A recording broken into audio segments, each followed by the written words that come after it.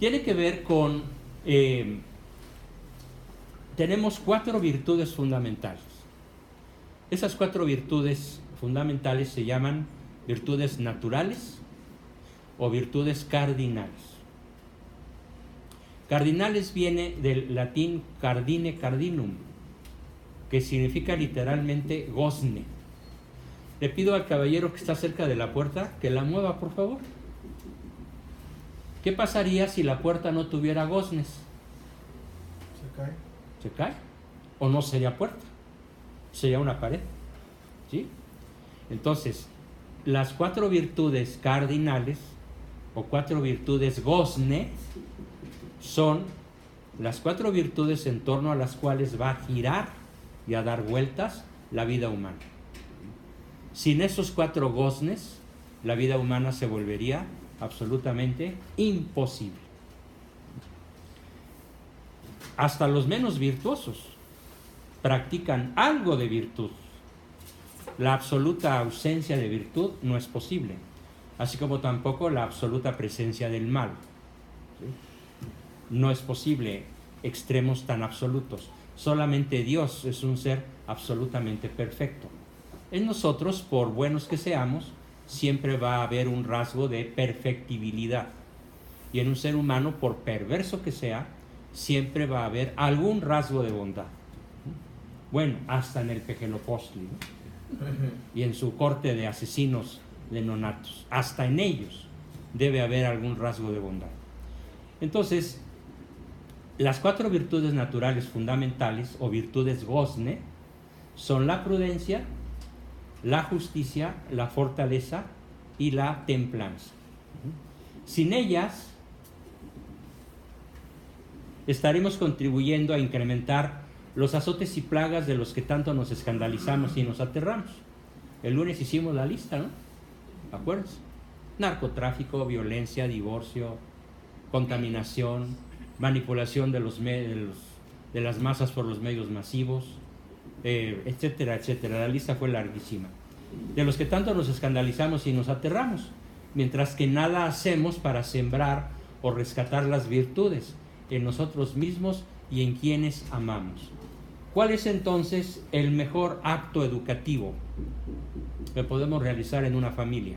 Amar, respetar. No, entrenar en virtud.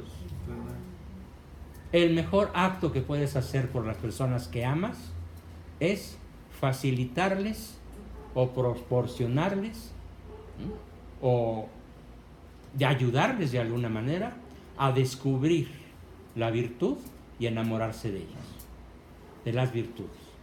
Es la principal forma de educación que podemos dar. Por esa razón, la segunda obra mía se llama Solo la persona virtuosa es feliz. Entonces, ¿cómo puedes garantizar la felicidad de una persona?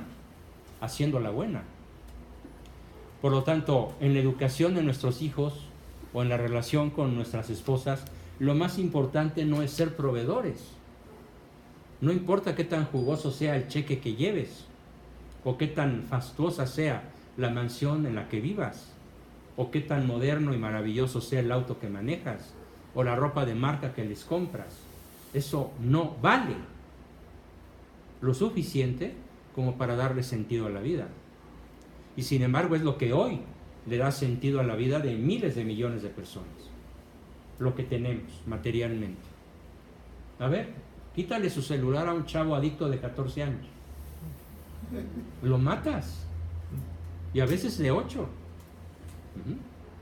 O sea, encuentran el sentido de su vida en cosas materiales. Cuando en realidad lo único que le va a dar sentido a la vida es la virtud, como ya la planteamos. Cada una de estas tiene su definición. Y como hoy vamos a profundizar en la prudencia y la vamos a aplicar a varios ámbitos distintos. Por ejemplo, ¿cómo sería un gobernante prudente? ¿Cómo sería una esposa prudente? Un marido prudente. Respetuoso. ¿Cómo serían unos padres prudentes? No vamos a hablar de la virtud de la prudencia en teoría. Vamos a hablar de manera práctica. Pero primero vamos a su definición, porque si no tenemos la definición, no vamos a poder vivir el concepto. Siempre pongo este ejemplo. Ustedes son un equipo de béisbol, ahora que está de moda, ¿no? Ya le van a invertir 8,000 millones, ¿no? Para que todo el mundo en México, bueno, en Pejelandia, amemos el béisbol, ¿no? Yo paso, la verdad. Seguiré siendo adicto al fútbol, soccer. Entonces, si yo les digo, a ver, beisbolistas, hoy le vamos a ganar a los Redskins, a los Medias Rojas, les vamos a ganar jugando con eutrapelia. ¿Cómo van a jugar? ¿Y qué es eutrapelia? ¿Alguien preguntó? ¿Es una muchacha bonita? Como el cuate que dijo, la muchacha que dijo que los Imecas eran los rivales de los aztecas, ¿no? Con ganas, con entusiasmo. Eutrapelia significa jugar con alegría y nobleza. Un jugador con la virtud de la eutrapelia jamás le va a hacer un foul a su adversario. Y si lo derriba sin querer, lo va a ayudar a levantar. Y va a jugar entonces con alegría y con nobleza. Eso significa la palabra griega eutrapelia. Si no tenemos el concepto, no lo podemos aplicar en la vida diaria. Si no tenemos el concepto de prudencia, no podemos aplicar a la vida diaria el ser prudentes. Y no vamos a estudiar esta virtud, ninguna otra, para saber qué son. O sea, no me interesa tener alumnos eruditos, porque se van a quedar eruditos, de rudeza. Me interesa tener alumnos capaces de practicar en la vida cotidiana cada una de las virtudes que vamos a ir estudiando. La prudencia es la madre de todas las virtudes, que tiene por objeto dictarnos lo que tenemos que hacer en cada caso particular. Bueno, aquí voy a hacer una pequeña corrección. Que tiene por objeto dictarnos lo que, vamos a borrar, tenemos que, y vamos a escribir en mayúsculas, conviene. Lo que conviene hacer, así lo vamos a ver, lo que conviene hacer en cada caso particular. Consiste en poner o procurar los medios una vez propuesto el fin. Ya lo habíamos dicho antier. La prudencia es la virtud que te permite poner los medios necesarios para conquistar el fin honesto propuesto. Más breve, poner o procurar los medios una vez propuesto el fin. Aristóteles la describe como la recta razón en el obrar. Su influencia se extiende a todas las demás. Todas las demás virtudes están influenciadas por la prudencia, porque es la mamacita de todas. Doña Prudencia es la madre de todas las virtudes, señalándoles el justo medio en que consisten todas ellas, para que no se desvíen hacia sus extremos desordenados, ya sea por ausencia o por exageración. Todas las virtudes necesitan el control de la prudencia, en razón del sujeto y del modo de su ejercicio, para que sean ellas oportunas, adecuadas y eficaces. Y añadiríamos aquí, y eficientes. Muy bien, esta es la prudencia. Sobre la definición, por favor, ¿alguna pregunta, alguna duda? Pasamos entonces a la siguiente lámina, que son las partes de la prudencia. Primera parte de la prudencia. Vamos a explicarlas de modo general y luego vamos a ir aplicándolas a los casos particulares que dije. ¿Cuál sería de estas 8 la principal virtud de prudencia, virtud secundaria de la prudencia, parte de la prudencia en un gobernante? ¿Cómo sería su perfil? ¿Cómo sería en un padre de familia, en un jefe de una empresa, en un entrenador de un equipo deportivo, en una mujer que tiene hijos y además esposo? ¿Cuál sería esa persona o cómo sería su actuación cotidiana si es prudente? Primero, en términos generales, la prudencia incluye memoria del pasado. No lo voy a explicar en orden de importancia, sino conforme están ahí. Memoria del pasado. ¿Qué significa memoria del pasado? Por ejemplo, las razas de Norteamérica, los algonquines, los cherokees, los sioux, tenían en común todos ellos algo que llamaban el Consejo de Ancianos.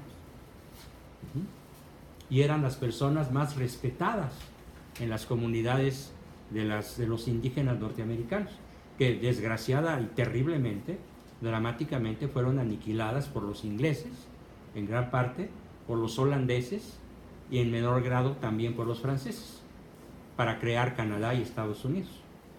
Libres de mestizaje, por supuesto, a diferencia total de Mesoamérica,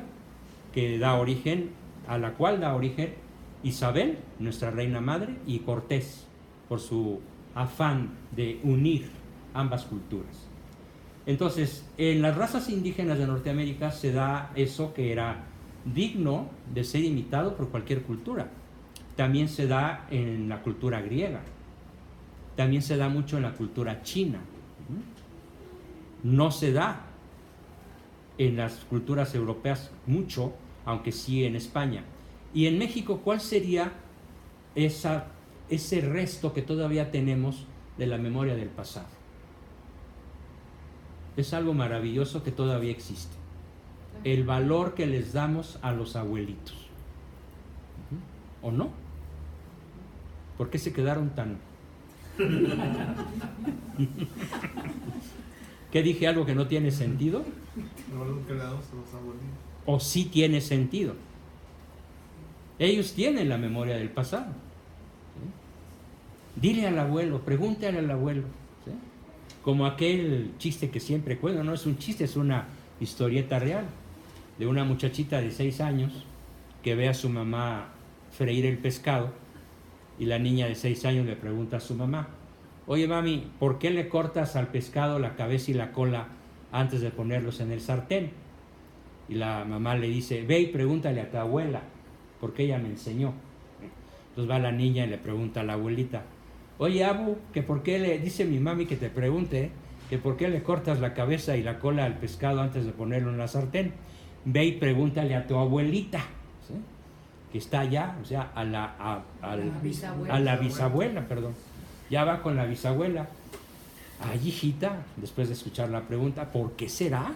Pues porque el pescado no cabe en la sartén. Y la sartén ya era grandotota, y por supuesto que el pescado cabía en la cazuela o en la sartén de la madre, pero no cabía en el de la bisabuela, ¿no?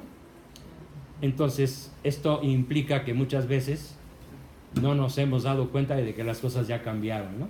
Pero aún así, el valor de la experiencia del viejo sabio de la tribu, del abuelo, yo les puedo decir, mi vida no se explicaría en gran medida sin mi intensísimo contacto con mi abuelo paterno entre mis 9 y mis 14 años.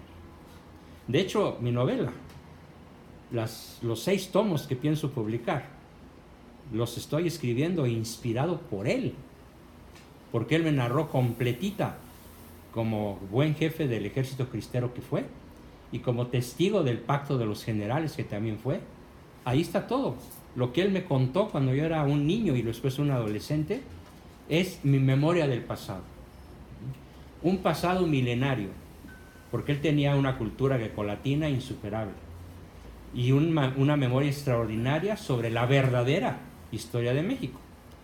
Yo no me explicaría el México actual sin lo que yo sé a través de mi abuelo, que se llamó el Pacto de los Generales, ¿sí? Que no lo voy a explicar como tema, nada más los voy a decir rapidísimo. ¿Qué pactaron los generales cuando fundaron el PRI, dirigidos por Plutarco Elías Calles? ¿Qué pactaron con la masonería? ¿Y qué pactaron con el presidente yanqui de aquella ocasión a través del embajador Dwight Morrow? Los pactos fueron 7. Primero, vamos a perpetuarnos en el poder. Hoy se llama Primor. 100 años después. Vamos a repartirnos el territorio. Hoy Guanajuato tiene dueño. y lo tiene cualquier estado de la República. Luego les paso la lista, de los dueños reales, no de los dueños oficiales, de los ya de veras. Vamos a dejar al pueblo en la ignorancia. ¿Qué campeonato lograron, no? Ocupamos el lugar 36 en la OCDE, y si no tenemos el 37 es porque no hay. Cuarto, vamos a descristianizar a la nación. Quinto, vamos a desvincular a la familia.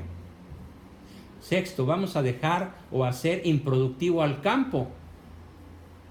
Hoy importamos maíz y trigo. Nuestras tortillas son importadas. Hasta las que fabrica mi buen amigo Pepe Guadalupe. Y séptimo, vamos a entregarle el mando del ejército mexicano al presidente Yankee. Esos fueron los 7 pactos. Les estoy poniendo un ejemplo de para qué sirve la memoria histórica.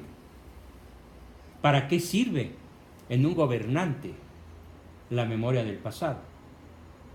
Por ejemplo, hoy tenemos un verdadero estado patético en donde el Pejelopoztle, ¿a quién invoca?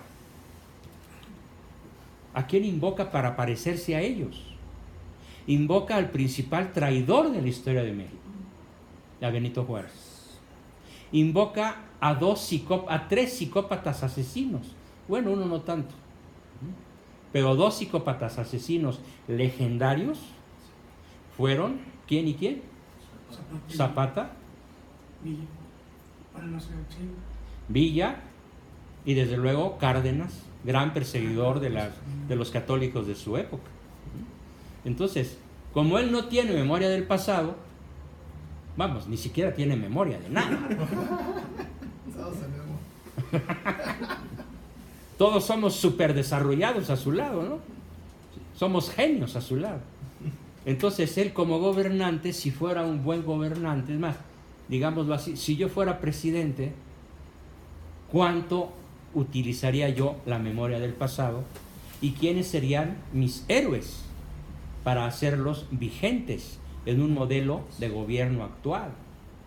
No sería un psicópata como el cura Hidalgo. No sería un psicópata como Zapata, cuyo deporte favorito era volar trenes, violar a las mujeres, arrancarles los ojos con la bayoneta, llenarles de pólvora la cuenca de los ojos y hacerles estallar con una mecha de pólvora. Eso era Zapata. Ah, pero es el ídolo del pejidente, ¿no? ¿Quién sería entonces, en la memoria del pasado, digno de tomarse en cuenta para gobernar hoy? Pues primero que nada, Hernán Cortés, el fundador de nuestra nacionalidad. ¿Quién sería digno de imitar por su extraordinario valor en el pasado? El rey Netzahualcóyotl, un rey de corazón cristiano, opuesto a los sacrificios humanos, poeta, justo, virtuoso, único, por cierto.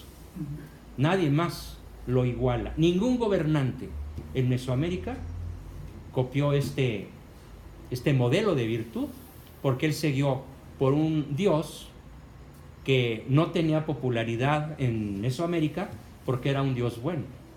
Era tan bueno que los aztecas lo expulsaron de su panteón, ¿sí? De su catálogo. Quetzalcóatl, ¿sí? Era un dios bueno, que fue corrido por Huitzilopochtli, vencido por Huitzilopochtli, el dios de la guerra, que mata a sus hermanos al nacer, 400 hermanos, y mata a su madre y se los come vivos. Bueno, en pozole tal vez, ¿no? Entonces, Netzahualcóyotl es parte de nuestra memoria del pasado. ¿Cómo gobernó Netzahualcóyotl? Fuera de que un municipio del Estado de México tiene su nombre, yo les aseguro que todos los alcaldes que han pasado por ahí no tienen la menor idea de quién fue Netzahualcóyotl. Pero sobre todo no saben cómo gobernó. Memoria del pasado. ¿A quién más incluiría yo para gobernar hoy como él gobernó? A don Agustín de Iturbide, que logra la independencia de México sin disparar un tiro. Y volviendo a la importancia de las palabras. ¿Qué fue lo que más utilizó Agustín de Iturbide para lograr la independencia de México? El verbo, la diplomacia. las cartas, las negociaciones, las juntas de reconciliación y conciliación, de tal manera que él logró conjuntar. Te estás durmiendo. Él logró conjuntar la voluntad de españoles peninsulares, de españoles criollos, de mexicanos nacidos aquí, de padres españoles o criollos, de mestizos, hijos de India y de español, o de indio y de española, mulatos, lobos, coyotes, saltapatrás, todas las castas que había en México se unieron en torno al verbo de Iturbide, a su extraordinaria capacidad de negociación, para como un solo hombre, los 13 millones de mexicanos que éramos, dijimos sí al plan de Iguala. Ningún otro personaje histórico, en ninguna época de la historia, ha tenido tal poder de convocatoria como Iturbide.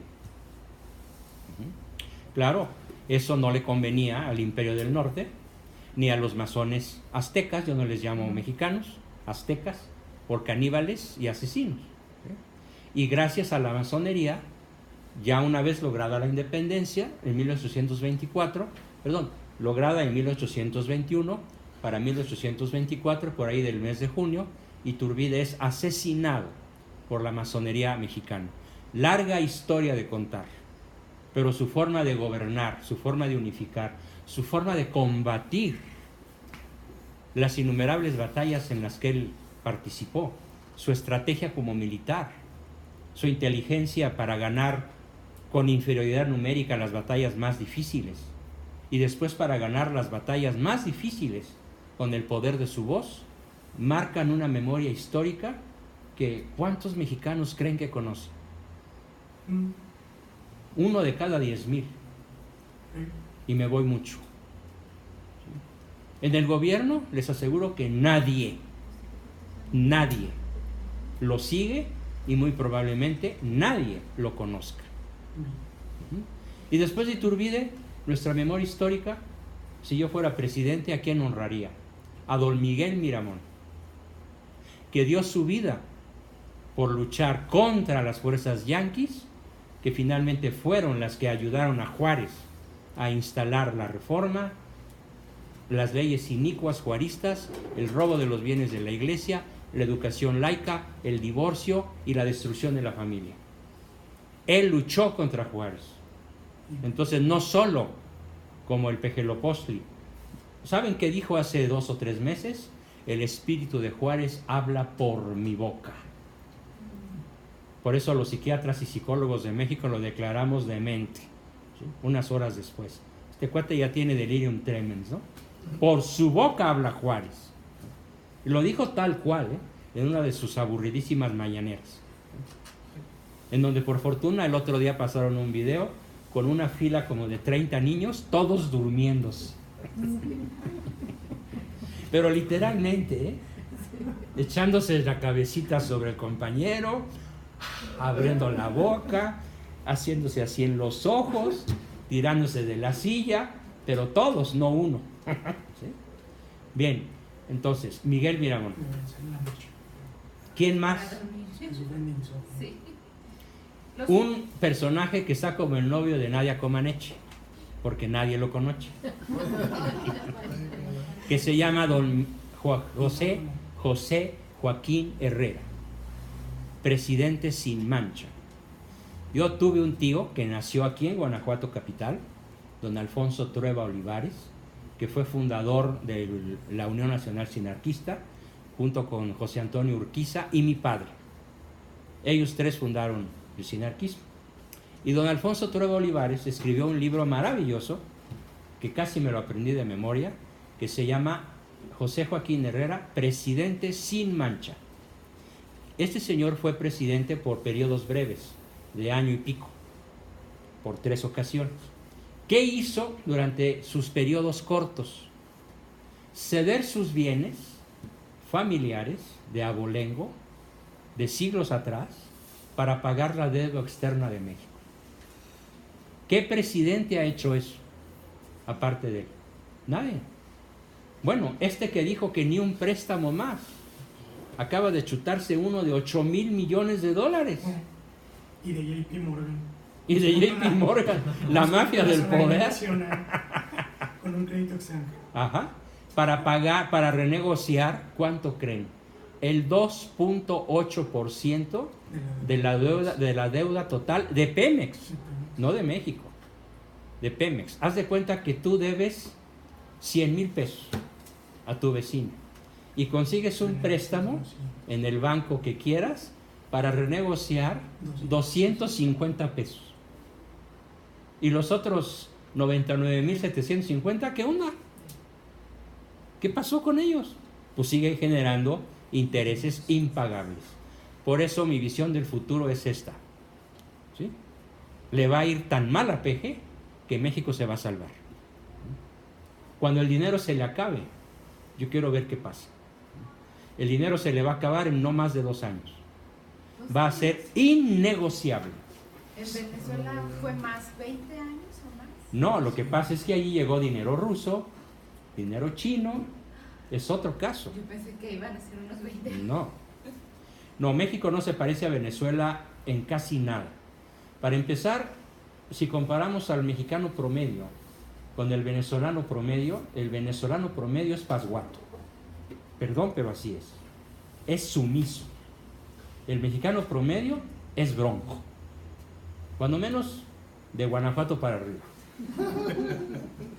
Está históricamente comprobado, ¿no? A lo mejor de Guanajuato para el sur no. Son bien pasguatos, sobre todo los oaxaqueños y los chapanecos. El sur es infumable, de acuerdo. Pero el norte es bronquísimo. Yo no creo que los empresarios norteños, de la mitad para arriba, vayan a resistir este ritmo. Ya ayer renunció uno de mucha alcurnia. Mis respetos para don Germán. El antiguo, bueno, antes de 24 horas para atrás, director del IMSS. Le importa madre su salud, ¿no? Les recomiendo a todos que lean su carta de renuncia. Son 8 hojotas largas de letra chiquita. Cada línea es un madrazo en el hocico del pequeñoposto. Gancho al hígado. Tiene mucha cortesía, pero es misil tras misil. No, bueno, yo cuando la leí hasta brinqué al techo, ¿no? Del gusto. Entonces, volviendo a la memoria del pasado, José Joaquín Herrera les sacaba de su bolsa su dinero para pagar a sus empleados y cedía sus tortas para que sus empleados comieran y libró a México de la deuda externa, negociando y renegociando el 100% con Francia, España e Inglaterra. Dejó a México sin deudas, gracias a un extraordinario ministro de Hacienda, que por supuesto no se llama Pedro Aspe, y con un consejero que por supuesto no se apellida Romo, sino que se llamó don Lucas Alamán, uno de los hombres más maravillosos que haya dado esta nación, México. Don Lucas Alamán, memoria del pasado. Si tuviéramos hoy en Hacienda un Lucas Alamán, México sería primer mundo en un sexenio, por la extraordinaria capacidad de don Lucas para convertir los centavos de tepalcate en doblones de oro, literalmente, por su extraordinaria capacidad de manejar las finanzas que él recibió de un país endeudado y quebrado y con guerra civil. Memoria del pasado. Entonces, ¿yo qué haría si fuera presidente? Como psicólogo me busco un Lucas Alamán. En México debe haber muchos, ¿sí?, que estudiaron en el ITAM, que estudiaron en el MTI, que estudiaron en Nueva York, en la UCLA de California, no sé, pero debe haber don Lucas Alamán por ahí.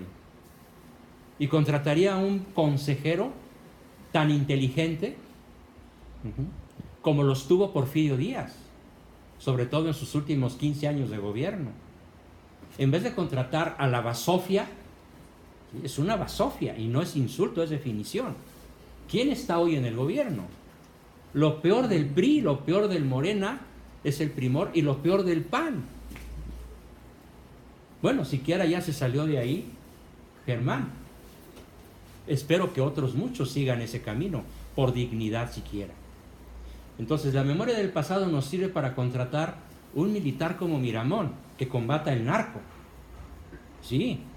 Un presidente como José Joaquín Herrera, que no pida empréstitos, que sea capaz de invertir su propia fortuna personal en dejar la deuda externa en cero. Eso haría. Y contrataría a un Porfirio Díaz capaz de crear ferrocarriles, aeropuertos, puertos, supercarreteras. ¿Y qué habría hecho yo con el aeropuerto del que se canceló con el 33% de avance? Pues en 5 meses de gobierno ya iríamos a la mitad. Y las naciones extranjeras estarían diciendo, caray, México va a ser el primer destino global para el turismo, con un aeropuerto como el que se iba a construir. No que hoy se empezó Santa Lucía sin planos, sin permisos y con un problema brutal, porque van a faltar, ¿cuánto creen que va a faltar de agua? 800,000 litros diarios. No existen en el lugar donde se está construyendo Santa Lucía. Y otra cosa, no haría refinerías. La memoria del pasado me va a decir un dato histórico maravilloso. Desde hace 40 años, ningún país de la Tierra ha hecho ninguna refinería. ¿Por qué? Porque no es negocio. ¿Qué hace un país como Brasil, donde tiene un presidente inteligente? Nada Bolsón, aunque se apellide Bolsonaro. ¿Qué hizo Bolsonaro? Fíjense, ¿cuánto va a costar, si es que se hace, la refinería Dos Bocas? Según Pejeloposti, 8,000 millones de dólares. Pues en menos de un año de gobierno, ¿qué hizo Bolsonaro? Por 1,200 millones de dólares, o sea, 6 veces menos, compró para Brasil una refinería en Texas. Es brasileña, es territorio brasileño en Texas, con escrituras oficiales del gobierno de Texas y del gobierno federal norteamericano. Territorio brasileño, es de Brasil y ellos que la manejen, con un costo 6 veces menor. Memoria del pasado. Se sabe que no se hacen ya refinerías porque además, viendo otras virtudes aplicadas al gobernante, inteligencia del presente. ¿Qué es inteligencia del presente? A ver, vamos a hacer un experimento. Siente tus pompis. Siéntelas. Siente tu nariz. Tócatela.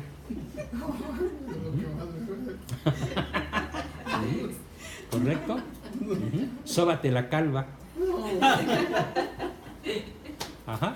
Si tenemos inteligencia del presente, ¿qué vamos a lograr? Que nunca se nos olvide nada.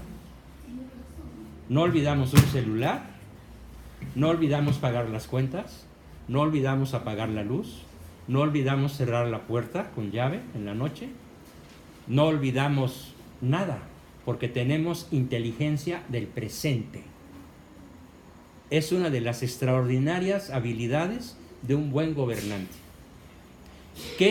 ¿Cómo sería un gobernante con inteligencia del presente en vez del que tenemos?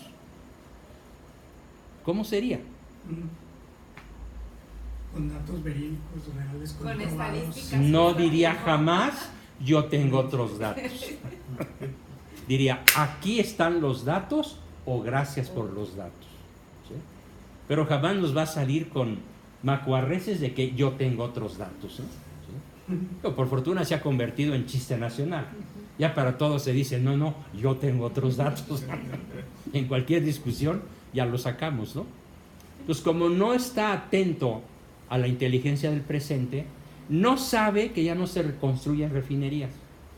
No sabe que Brasil acaba de comprar una por menos de la sexta parte de lo que él piensa gastar. O sí sabe, pero como quiere llevar al país a la ruina, Sí, al comunismo, ¿sí? porque no se produce electricidad con carbón. No sabe que no se produce electricidad con carbón, ni en Alemania. Ujú. ¿Sí? Por supuesto, ya toda la electricidad es atómica, ¿no? Casi todo. ¿Y qué dijo el otro día cuando fue a La Rumorosa y encontró unas aspas dijo, estos ventiladores Los ventiladores están gigantes. contaminando. Para empezar, no se llaman ventiladores ni contaminan. Dijo energía eótica. Energía eótica. En vez de energía eólica, ¿no?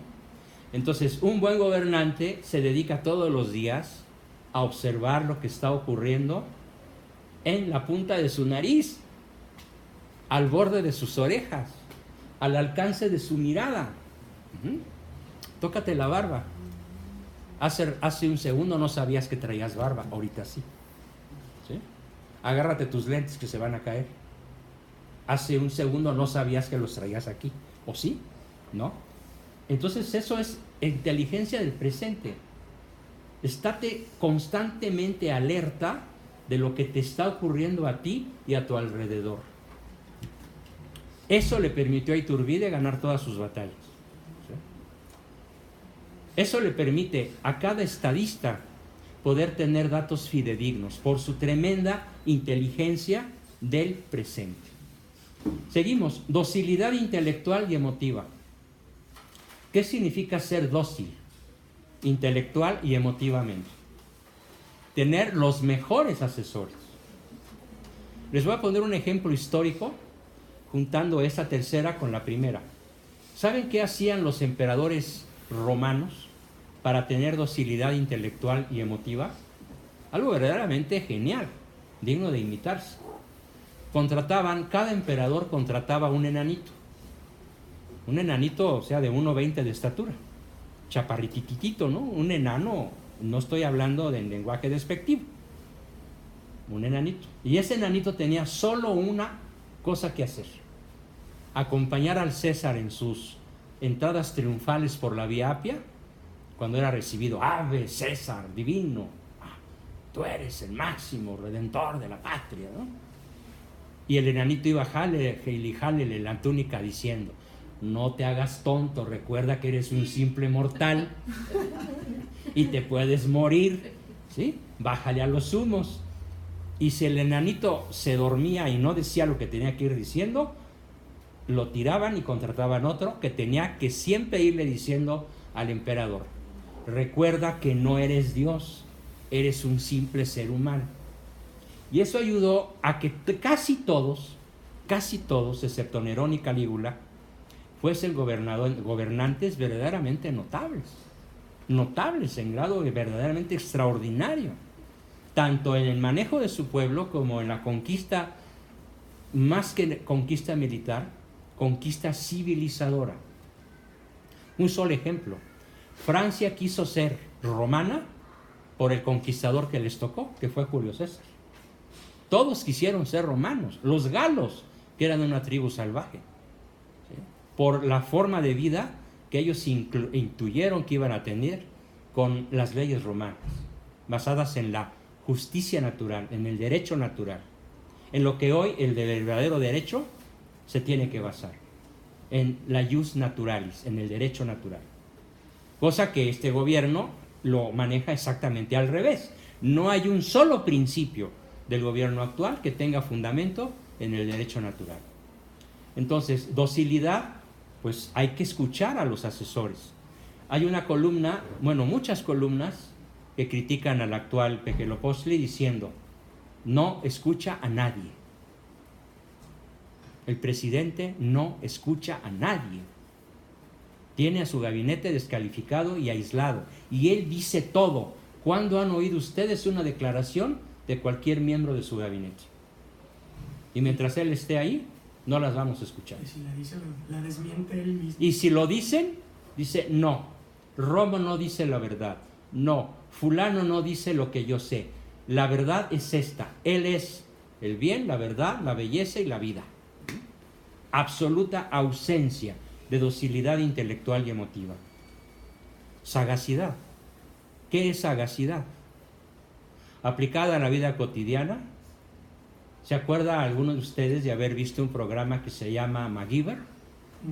¿Quién vio MacGyver? Levante la mano. Bueno, todo. ¿Con qué características resuelve todo MacGyver? Improvisando con lo que tuviera a la mano. Correcto. Sagacidad es la virtud que nos permite resolver problemas nuevos e inesperados con enorme creatividad y rapidez.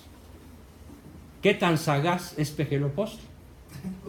Ni para hablar. Ni para hablar.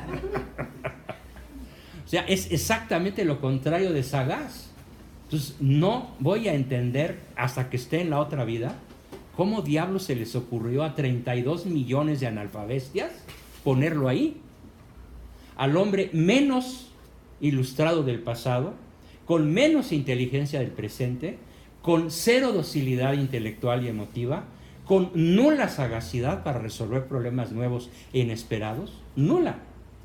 De hecho, pues a la fecha, desde el 1 de diciembre a la fecha, hoy estaba viendo las noticias hace rato. ¿Cuál es el principal problema en México?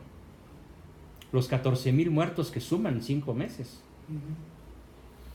14,000 asesinatos violentos, cosa que ni Calderón ni Peña sufrieron en sus primeros meses de gobierno, a mucha distancia. En el caso de Peña estamos hablando de 9,000 y pico, y en el caso de Calderón de 7,000 y pico. Este cuate ya lleva el doble. ¿Por qué? Porque no tiene soluciones a la mano. Esas que se llaman solución llave en mano, que son las más valiosas que las empresas contratan hoy. Cuando tú tienes un problema de fuga de líquidos, un problema de pérdida de electricidad, un problema de que se bajaron la presión de las bombas que producen tu principal producto, inmediatamente los jefes de mantenimiento buscan una empresa con esa característica, llave en mano, que llegan y lo arreglan con sagacidad, al instante, como MacGyver lo hace, ¿no? Que llega a una cerradura imposible de abrir, se va al baldío de junto y empieza a buscar, junta fierritos, llega a la puerta y la abre. Y además no es choro, es real. Eso es sagacidad. Si yo fuera presidente, procuraría incrementar mi sagacidad o conseguirme consejeros sagaces, ante los cuales tendría docilidad intelectual y emotiva, y hablaría la mitad de lo que escucho. El Señor habla 10 veces más de lo que escucha, si es que alguna vez usa las orejas, aparte de para sobárselas cuando se indigna, ¿no? Siguiente, el buen gobernante usa la razón. ¿En vez de qué? Bueno, no solo el buen gobernante, en general. Una ama de casa, un padre de familia, un jefe en Super Tortillas o en Pemex. Si quiere ser buena madre, buen padre, buen jefe, o en este caso que estamos analizando, buen gobernante, toma decisiones con las vísceras, con el corazón, o con más abajito de las vísceras. No, señores, toma decisiones con la razón, con la inteligencia. Y la inteligencia, a ver, vamos a traducir la palabra inteligencia. ¿Qué significa inteligencia? ¿Quién lo sabe? La capacidad de leer adentro de las cosas. Correctísimo, Hugo, muy bien. De gran altura de definición. Inte leyere, leer dentro de las cosas, leer la esencia de las cosas. Entonces, si el señor Pejelopostli leyera la esencia de las cosas, jamás habría hecho nada, ninguno de los más de 130 errores gravísimos que lleva cometidos en tan poquito tiempo de gobierno. Si muchos dicen, no, es que déjenlo gobernar 6 años, ¿no? Por favor, ¿quieres que México se acabe? ¿Por qué? Porque no usa la razón, usa la pasión, el sentimiento, la rabia, la furia. No hay día que no insulte a alguien. Hagan la lista de insultos que ya tenemos gracias a su trompabulario. Fifís, mafia del poder, emisarios del pasado, neoliberales. ¿Qué dijo cuando salió la gente a protestar por la inseguridad? Cuando se juntó 1 millón de personas en Reforma, cuando él era el gobernante en el Distrito Federal, ahora Ciudad de México. ¿Qué dijo? Salieron los rotitos a protestar, ¿sí? Porque seguramente tienen mucho coraje de que les quiten sus cositas. O sea, la burla nunca gobierna con la razón, siempre gobierna con la emoción. Siguiente, El buen gobernante, el buen padre de familia, el buen esposo, la buena esposa, la buena ama de casa, pero sobre todo en el caso que estamos viendo, el buen gobernante gobierna con providencia. Pero aquí, queridos amigos, no estamos hablando de la divina providencia. ¿Qué significa en esta lista la palabra providencia? A ver, Hugo, si me lo dices bien. Ya te aventaste un 10 hace rato. Pues dar los medios necesarios, ¿no? O sea, proveer lo necesario para realizar los planes No, transaccionales. Es que esa no me la sabía. esa no te la sabías. Qué bueno, bueno, Lo intenté. qué bueno, ya te puedo aportar algo que no sabías. Me siento muy honrado. La palabra providencia viene del latín proculvidere. ¿Qué significa procónsul? ¿Quién era un procónsul en el Imperio Romano? No, un procónsul era un tipo que gobernaba una provincia muy lejana de Roma. ¿Sí? Entonces, providencia es una persona que gobierna para cientos de años de distancia. Ejemplos. Ay, oye, ya la palabra. Proculvidere, Ajá. ver desde lejos. Fíjense, voy a poner varios ejemplos maravillosos. ¿Para cuántos años fue construido el acueducto de Segovia? 40 años antes de Cristo, en Segovia, España. ¿Para cuántos años fue construido? Es la herencia, ¿no? No, pregunto, respondan por favor. No se queden pasmados. ¿Para cuántos años fue construido el acueducto de Segovia? No sé, pero seguramente Para sí siempre. funciona. Todavía funciona, todavía pasa agua por ahí. Yo estuve ahí debajo y le pregunté a un español, oye, ¿y qué hay arriba en el acueducto de Segovia? Agua. Oye, pero es una reliquia arquitectónica de más de 2000 años. Para eso fue hecha. ¿Sí? Claro, la distribución de la ciudad de Segovia no depende del acueducto romano, pero sigue funcionando. ¿Sí? Luego se me ocurre ir a Verona, Italia. Y veo al pasar la carretera, Verona, Italia, representación hoy a las 7 de la tarde. Y eran las 3 y estaba yo a media hora de Verona. Aida, de Verdi. Una ópera en un auditorio al aire libre para 30,000 personas. Un estadio. Y entra uno al estadio construido 200 años antes de Cristo. Y las piedras todas en su lugar. Y cuando va uno al Coliseo Romano, oye, ¿por qué tiene tantos hoyos? Ah, porque a pesar de que fue construido para siempre, en las guerras medievales del año 1100 y pico, 1000X, ¿no? Los habitantes de la ciudad rompían las piedras para sacar el hierro que habían puesto los romanos y hacer cañones, y espadas, y arcabuces, y escudos, porque el único lugar donde había hierro era en el Coliseo Romano, porque fue construido para la eternidad. Si le pedimos al Capufe que construya una carretera, ¿cuánto dura? Sin baches. Un mes. Un mes. Y hay que bachear. Y hay que bachear. Si le pedimos a una constructora de escuelas públicas del gobierno que construya un edificio para una primaria, una secundaria, ¿cuánto dura? Y si es sometida a un terremoto como en la Ciudad de México, ¿cuántas se caen? Casi todas. Pues no se acaba de caer una ahí que mató a, no sé, 13, 14 niños. Entonces, ¿qué significa providencia? Construir para el futuro, ver para el futuro. Claro, algunos de los de la cuarta de generación acaban de anunciar que el aeropuerto de Santa Lucía estará en plena operación para el año 2080 y tantos, ¿no? O 60 y tantos, o sea, dentro de 50 años va a funcionar. No, bueno, eso es una vacilada. Construir para el futuro quiere decir que cualquier aeropuerto, cualquier cosa que se construya, va a durar milenios. Y esto lo enseñó Grecia, lo enseñó China con su gran muralla, lo enseñó Egipto con sus pirámides. Bueno, hasta los mayas, ¿sí? Con Chichén Itzá, Xulun, Labná, Cabac, Bonampak. También ellos tenían esa visión de larguísimo alcance.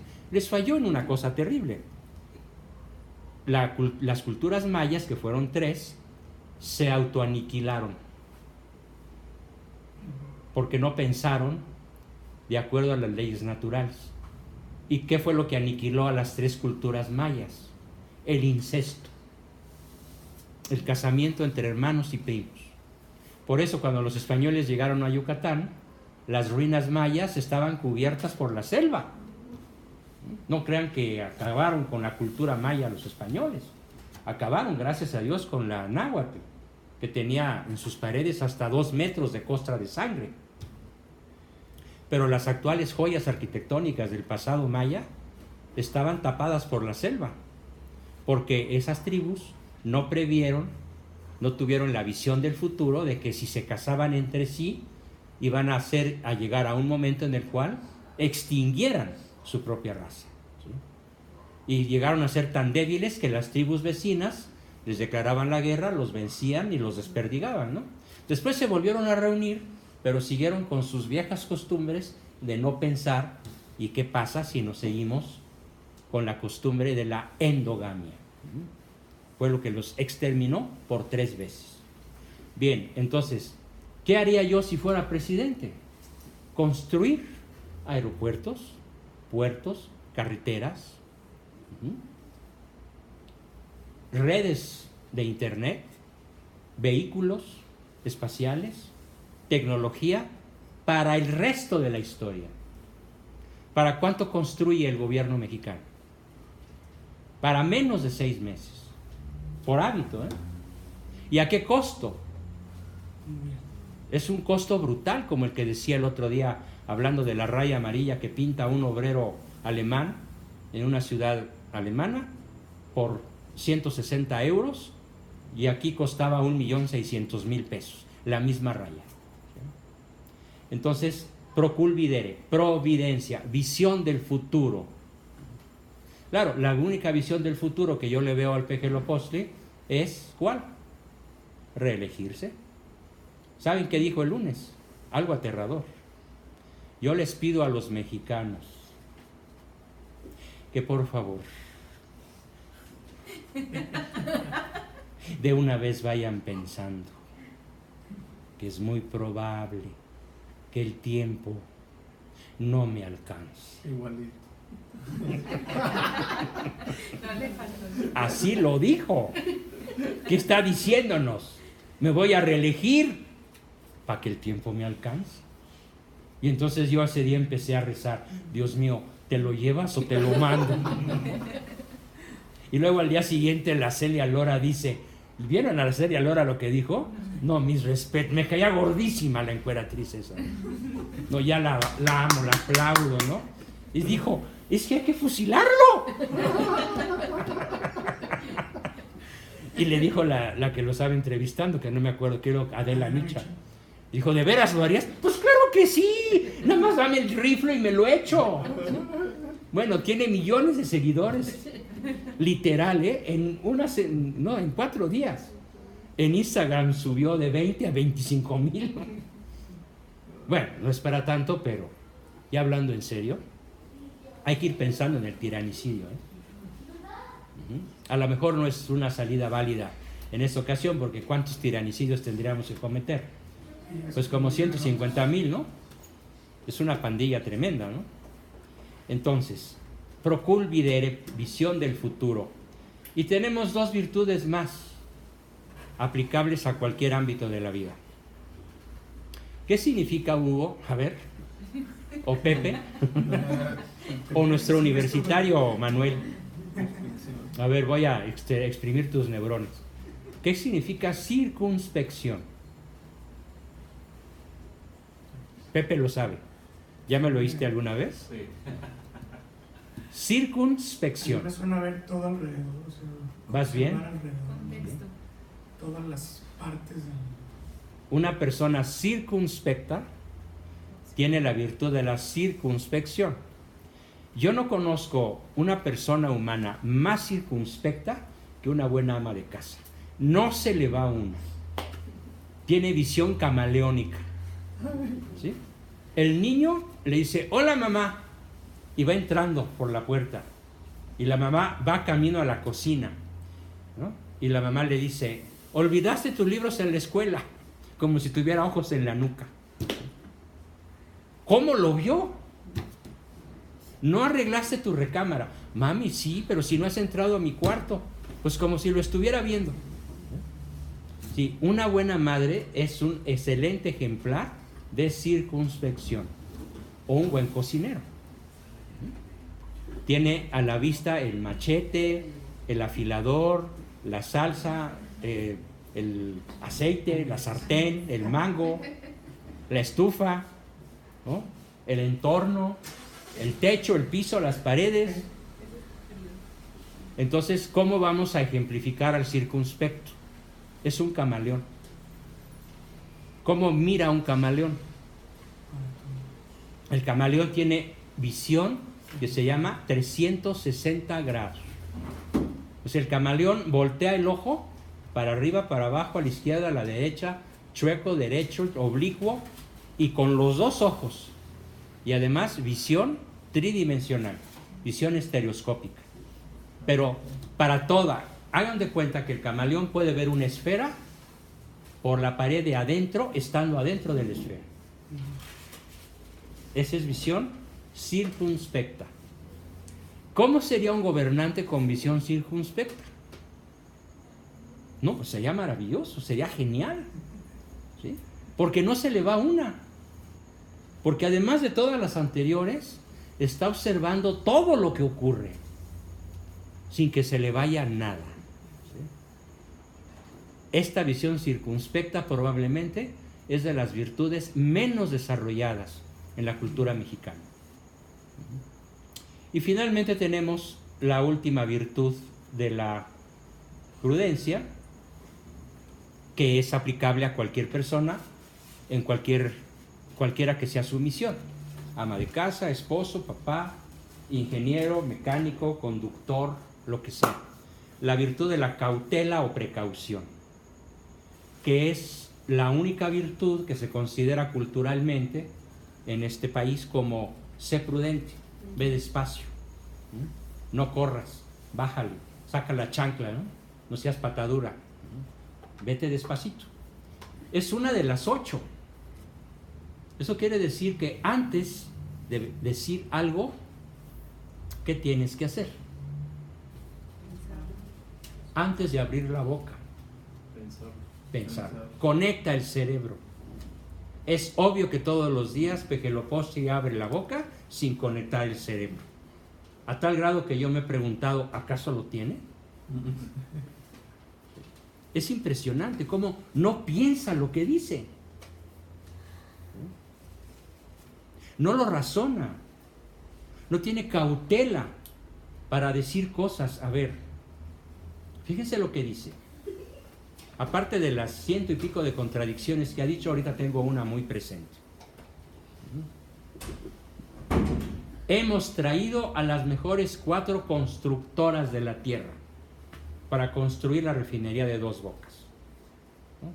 Techint, y da los nombres, una se llama así, la francesa, Techint. Ellos son los mejores constructores de refinerías de la tierra. Ellos tienen el proyecto. Y entonces las mejores constructoras de la tierra le dicen, usando todas las virtudes: memoria del pasado, inteligencia del presente, docilidad intelectual y emotiva, sagacidad, razón, providencia, circunspección, cautela y precaución. Le dicen al Pejeloposti, ¿sabes qué? No se puede hacer en 3 años. Es imposible. Se tiene que hacer en 8 años. Y además no se puede hacer con $8,000, con 8,000 millones de dólares, perdón. Se tiene que hacer con 14,000 millones de dólares, o sea, un 80% más. Y entonces él dice, es que ustedes no quieren hacerlas, las hago yo, mi gobierno las va a hacer. Y ya se empezó a hacer la refinería Dos Bocas sin licitación, sin planos y sin permisos de ninguna especie. Es decir, como el Borras. Al puro aventón. Al ahí se va. ¿Qué va a pasar? Una verdadera catástrofe que estoy pidiendo que ocurra, porque va a ser nuestra salvación como país. Si a él le va mal, a nosotros nos va bien. A los mexicanos nos va bien. Tendrá que caer, tendrá que ser destituido, como ya lo está pidiendo una fuerza social muy fuerte, el Congreso Nacional Ciudadano. Espero que progrese con su número de afiliados y la fuerza con la que está atacando a este monstruo instalado como gran Tlatoani, absolutamente carente de cualquier virtud que nos convenga como nación, como familia, como ciudadanos. Algunos me dicen, ¿por qué hablas de política? A ver, ¿ustedes por qué creen que hoy me enfoqué más al gobernante, al político, que al ama de casa? ¿Por qué? Por la situación del presente. ¿Por qué? ¿Por qué es lo que está pasando? Por la inteligencia del presente. Por la inteligencia del presente. Si yo no tuviera inteligencia del presente, ¿qué importancia le daría a este gran Tlatoani que hoy tiene la pejidencia? Ninguna. Estamos bien.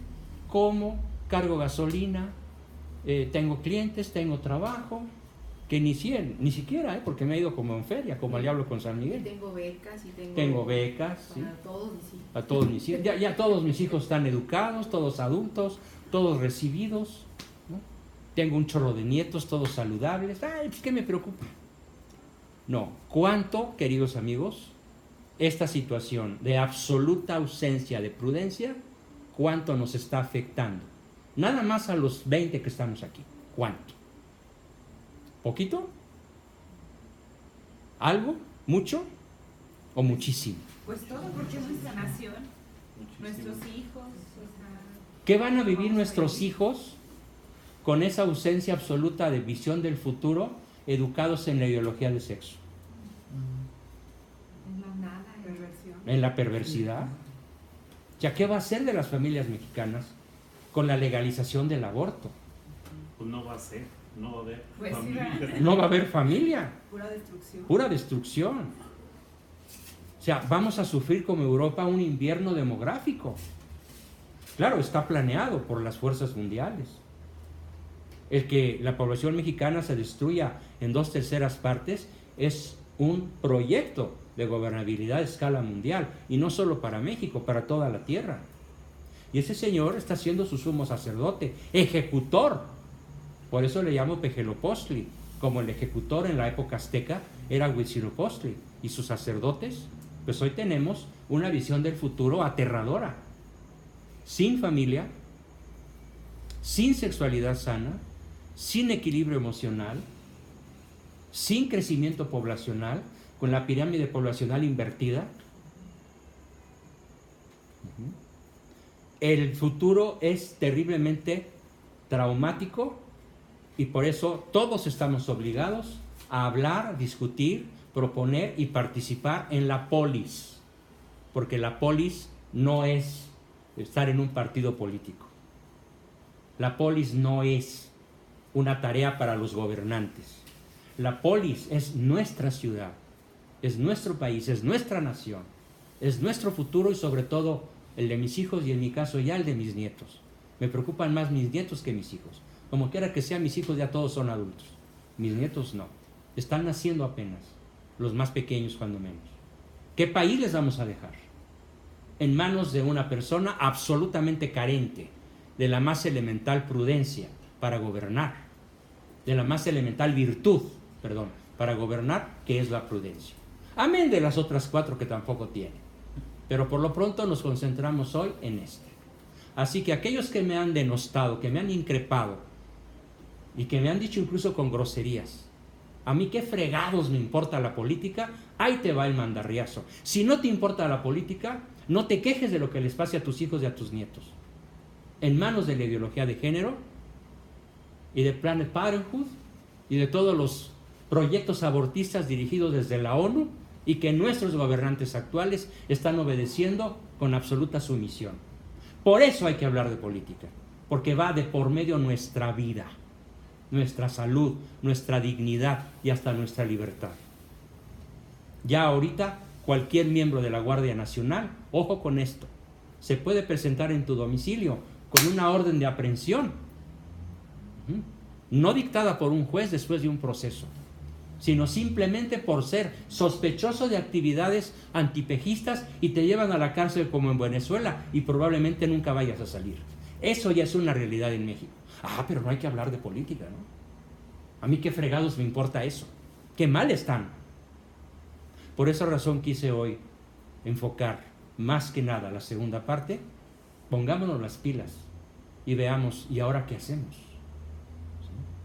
Bueno, a lo mejor no podemos hacer nada, pero sí podemos vociferar, sí podemos marchar, sí podemos denunciar y sobre todo sí podemos formarnos, sí podemos orar y sí podemos reeducar a nuestros hijos y sí podemos influir en las personas que están a nuestro alrededor, a nuestro alcance, ¿o no? Ese es lo que nos toca para introducir en todos los ámbitos de nuestra vida la madre de las virtudes, la prudencia, que se puede aprender perfectamente a utilizar todos los días: memoria del pasado, inteligencia del presente, docilidad intelectual y emotiva, sagacidad, que tiene dos nombres sinónimos que no dije, solercia o eustoquia. De hecho, aquí en Guanajuato conozco una señora que se llama Doña Eustoquia. ¿Verdad? Ah, sí conoces, fíjate. Razón, providencia en el sentido de proculvidere de lejos, circunspección o visión camaleónica y cautela o precaución. Tarea para mañana: usen una de las 8, nada más una de las 8. Algo que nunca hayan hecho, que sea cualquiera de estas 8 maravillosas virtudes de la prudencia. Oye, Juan, hablando